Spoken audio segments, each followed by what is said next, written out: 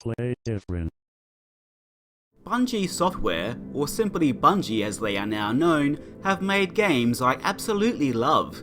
The Marathon Trilogy, for example, is an incredibly important series of games to me, and I'm also a big fan of the Halo series, except Halo 2, which is rubbish. I'm saying this because their first commercial game, Operation Desert Storm, released back in 1991, really sucks. Yes, even more than Halo 2. Of course, one has to remember that this was literally their first game after a freeware Pong clone called GNOP, and at this point, they were still a tiny company with the founder, Alex Seropian, doing most of the work himself.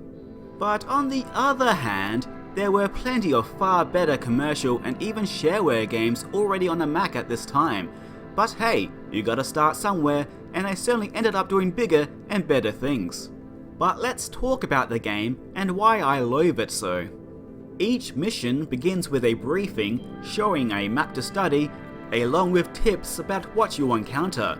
You're told what your objectives are, which is always to just destroy as much stuff as possible, which sometimes includes key targets, then make your way to an extraction point which appears after a certain amount of time has passed. You'll get docked points if you take more than 30 seconds to get to said extraction point. When you start the game, you view the action from above. You control a tiny little tank that dies with one hit, though thankfully you can get more protection later on, and comes equipped with limited missiles and a dinky cannon which I'll complain more about later. Some of the game's issues are immediately clear at the start. For one, this is one ugly as heck programmer art looking game. The animation and scrolling is also incredibly choppy. Then we come to the controls. You have only one speed, and once you hit forward or reverse, you keep moving until you hit something or press the stop key. You can also turn left and right of course, but need to tap the keys to keep turning. This bugged me at first, but being able to quickly tap the keys for rapid rotation can be helpful. Though on the other hand, it can be hard to aim precisely since you turn in increments rather than smoothly. Also, here's a tip.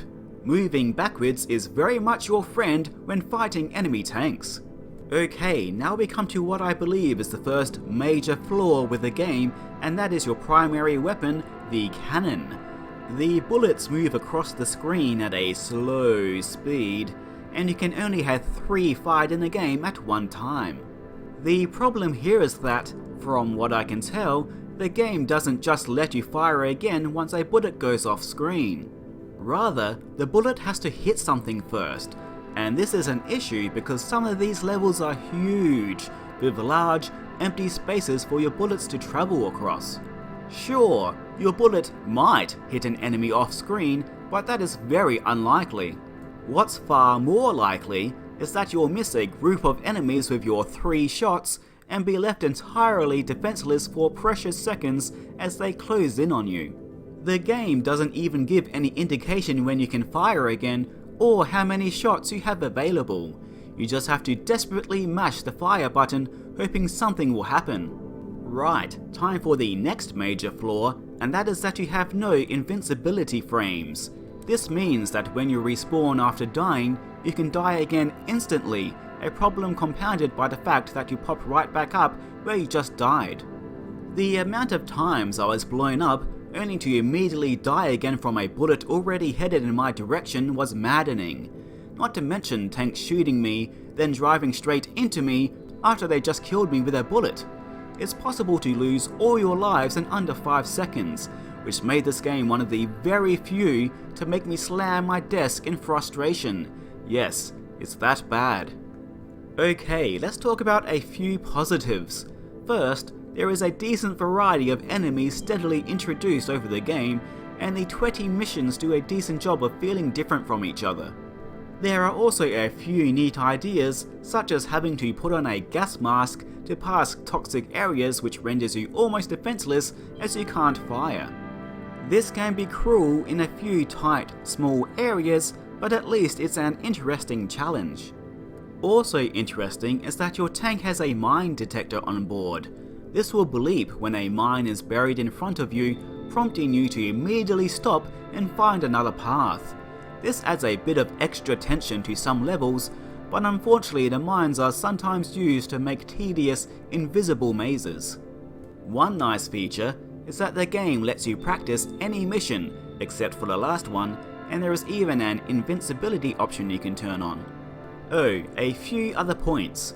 Your fuel steadily depletes, presumably so players can't camp where the exit will appear, so you'll need to pick more up along the way. You can also find more missiles laying around, as well as assets and POWs to collect, which you'll want to as the more points you have, the more likely you'll get rewards vital to survive the game.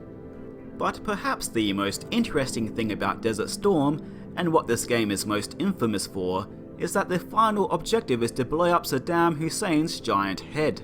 Let's go do that now, shall we? Yes, let's shall.